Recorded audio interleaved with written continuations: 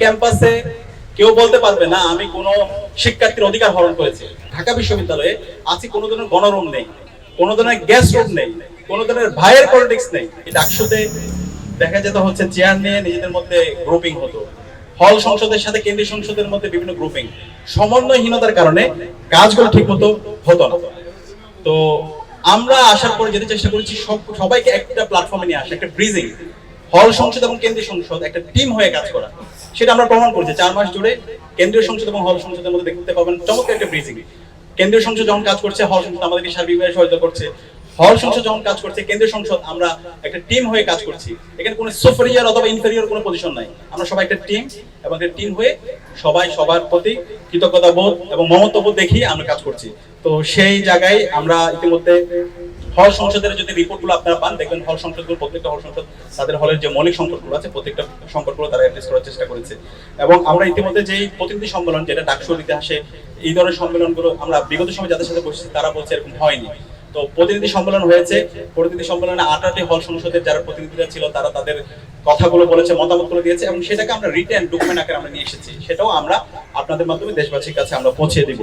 তো এর পাশাপাশি আমরা চেষ্টা করেছি পুরো নির্বাচন পরবর্তী আমরা নতুন একটা রাজনৈতিক সংস্কৃতি বিনির্মাণ করার জন্য।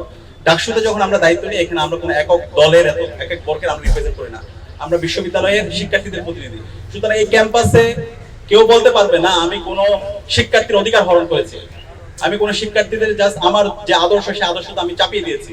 আমরা বলেছি এই ক্যাম্পাসটা হবে একটা মার্কেট প্লেস অফ আইডিয়াস, এই ক্যাম্পাসটা হবে একটা মার্কেট প্লেস অফ ভ্যালুস। শিক্ষার্থীদের কাছে আমরা আইডিয়াস নিয়ে যাবো, ভ্যালুস নিয়ে যাবো। শিক্ষার্থীরা যারা আইডিয়া ভালো লাগবে সেটা গ্রহণ করবে, যেটা ভালো লাগবে সেটা সমালোচনা করবে। কিন্তু এখানে কোনো ধরনের পেশিশক্তির রাজনীতি চলবে না, মাসল পাওয়ার পলিটিক্স চলবে না, যেটা আমরা বিগত সময় দেখতে পেয়েছি। তো এটা আজকে গর্ব করে বলতেই হয় আমাদেরকে, ঢাকা বিশ্ববিদ্যালয়ে আজকে কোনো ধরনের গণরুম নেই, কোনো ধরনের গেস্ট রুম নেই, কোনো ধরনের ভাইয়ের পলিটিক্স নেই।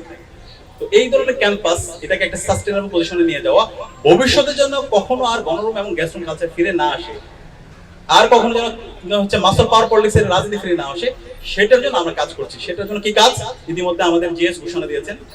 বিশ্ববিদ্যালয় ইনশাআল্লাহ আমরা ঘোষণা দিচ্ছি আগামী 2 বছরের মধ্যে বিশ্ববিদ্যালয় আবাসন সংকট থাকবে না ইনশাআল্লাহ। এবং সেটার জন্য আমরা কাজ করছি। বিশ্ববিদ্যালয় অধিকতর উন্নয়ন যে প্রকল্প, সেটার জন্য আমরা বিশ্ববিদ্যালয় এবং সরকারের উচ্চপদস্থ যারা আছে তাদের সাথে কথা বলেছি। বিশ্ববিদ্যালয়ে 850 কোটি টাকার একটি প্রকল্প এসেছে। আগামী আশা করছি 30শে জানুয়ারি সেটা উদ্বোধন হবে এবং কাজ খুব দ্রুত শুরু হয়ে যাবে। এই প্রকল্পের আওতায় ছাত্রদের জন্য 5টা হল, ছাত্রীদের জন্য 4টা হল, মোট 9টা হল, আর চাইনার মাধ্যমে 1500 সিটের একটি ছাত্রীদের জন্য হল, তাহলে মোট 10টা হল। এই হল নির্মাণের কাজ যদি শেষ হয়, আশা করছি ক্যাম্পাসে আর কোনো ধরনের শিক্ষার্থীদের আবাসন সংকট থাকবে না। যে এই স্বপ্নের কথা আমরা বলেছিলাম, একজন শিক্ষার্থী প্রথম বর্ষে এসে বিশ্ববিদ্যালয়ে তার থাকা নিয়ে তার চিন্তা করতে হবে, সে চমৎকার একটা রুম পাবে, পড়ার টেবিল পাবে, তার সুন্দর একটা খাট থাকবে, এবং সেই তার প্রত্যাশিত স্বপ্নের ক্যাম্পাসটা পাবে। তো সেই প্রত্যাশিত ক্যাম্পাসের ধার প্রান্তে আল্লাহর রহমতে আমরা চলে যাচ্ছি।